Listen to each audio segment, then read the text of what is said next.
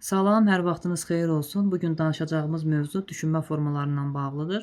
Ümumi fəaliyyətimizdə, həyatımızın hər bir anında biz bütün düşünmə formalarından istifadə edirik. Ola bilsin ki, indiyə qədər bu düşünmə formalarının adlarını bilməmişik, lakin hər birindən istifadə edirik, etmişik. Düşünmə formaları mövzusuna keçməmişdən qabaq müəllimlər demək istərdim ki, kurikulumla bağlı hər hansı bir mövzunu öyrənməmişdən qabaq hər zaman bilin ki, kurikulum elə bir fəndir ki, buradakı bütün mövzular bizim özümüzlə də bağlıdır, bizim düşünməmizlə, təfəkkürümüzlə, keçdiyimiz mərhələlərlə bağlıdır. İndi isə biz müəllim olaraq həmən bu düşünmə formalarını, təfəkkürləri, mərhələləri şagirdlərdə formalaşdırmalıyıq. İlk olaraq danışaq induktiv düşünmədən. İnduktiv düşünmə xüsusi bir haldan, xüsusi bir yaşadığım hadisədən ümumi bir qayda yaratmaqdır, ümumi bir məqama gəlməkdir.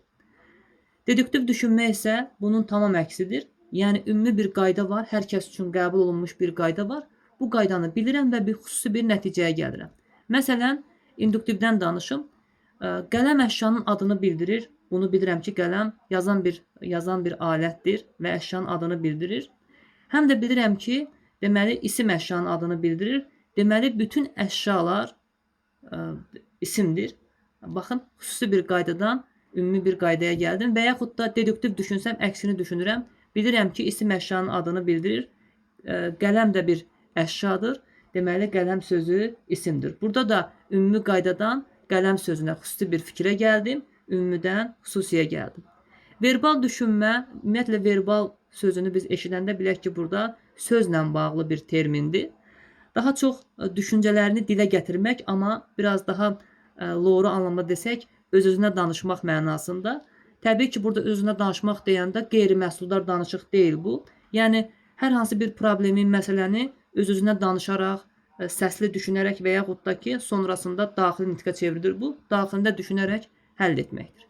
Qeyri-verbal düşünmə, verbalın əksi olaraq, deməli, daha çox şəkillə, heykəllə, maketlərlə öz fikrini ifadə etmə, onlar üzərində daha yaxşı işləmə, ümumiyyətlə qeyri-verbal düşünmə vizuallıqla, görsəlliklə bağlı olduğu üçün daha çox diaqram, sxem, cədvəlləri anlamaq, xəritəni oxumaq, kompasla, deməli, daha doğrusu üzr istəyirəm, kompasla işləmək və s. kimi bacarıqları özündə göstərir. Məsələn, belə bir situasiya var ki, xəritədən istifadə edən şagird daha effektiv nəticə göstərirdi. Deməli, bu şagirddə qeyri-verbal düşünmə inkişaf edib. Analitik düşünmə bizə yad bir söz deyil, analiz sözünə bağlı bir sözdür, təhlil sözünə bağlı bir sözdür. Bu düşünmə zamanı məlumatları biz hissələrə, parçalara ayıraraq araşdırırıq, təhlil edirik, öyrənirik. Sistemli düşüncə adından göründüyü kimi daha sistemli, daha qlobal bir düşünmədir, daha geniş bir düşünmədir. Dənizlərin çirklənməsi, virusların yayılması, iqlim dəyişkənliyi və s. kimi qlobal, sistemli düşünmələr sistemli düşüncə ilə bağlıdır. Ardıcıl düşünmə daha biraz sistemli düşüncədən daha biraz adi qalır, kiçik qalır. Nə mənada? Daha çox addım-addım düşünmək, ardıcıl, mərhələli düşünməyi özündə əks etdirir. Konvergent düşünməni mən tənbəl düşüncə adlandırıram. Çünki bu düşüncədə olan insanlar yaradıcı düşünmürlər. Sadəcə olaraq bu düşüncə insanları yaradıcı düşünməyə stimullaşdırır, kömək edir.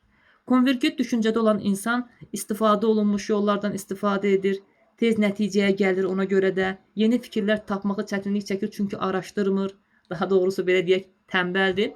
Bu cür düşünən insana görə sualın bir düzgün cavabı olur, daha başqa alternativ yollar axtarmır. Divergent düşünmə isə daha yaradıcı təfəkkürə malik, yaradıcı düşüncəyə malik bir insandır. Alternativ yollar axtarır, bir sualın bir neçə cavabı olduğunu düşünür, əlavə fikirlər axtarır, informasiyanı oradan-buradan toplayır və nəticəyə buna görə də gec çatır. Konvergent, divergent terminlərinə biz həm fizikada, həm coğrafiyada rast gəlmişik, lakin burada mənalarını mən sizin üçün izah etdim. Analoji düşünmə və yaxud analogiya adı ilə siz bunu görə bilərsiniz. Oxşarlığın tapılmasıdır. Burada mütləq şəkildə 2-3 əşya mı, anlayış mı, hadisə olmalıdır ki, onlar arasında siz əlaqə, oxşarlıq yaradasınız. Məsələn, belə bir misal çəkim ki, riyaziyyat dərsində 300 min ədədinin böyük bir ədəd olduğunu müəllim şagirdlərə izah etmək istəyən zaman ay ilə yer arasındakı məsafədən, yəni coğrafiya dərsində istifadə olunan 300 mindən istifadə edir. Və yaxud da ki, pianinoda hər hansı bir mahnını ifa edərkən pianinoda bənzər musiqi alətlərində həmən mahnını ifa etmək, yəni oxşarlıq yaratmaq bununla bağlıdır. Məsələn, quşlarla bağlı quşların qanadları var. Buna uyğun təyyarələri biz ixtira etmişik. Çünki hər ikisi havada olur. Bax, bu formalarda biz analoji düşünmədən, analogiyadan danışa bilərik. Bax, bu formada da sizin üçün yavaş-yavaş mən bunu göstərim. Xüsusiyyətləri ekran görüntüsü götürə bilərsiniz. Bundan başqa da mənim dediklərimi də qeyd formasında qarşılarına yaza bilərsiniz.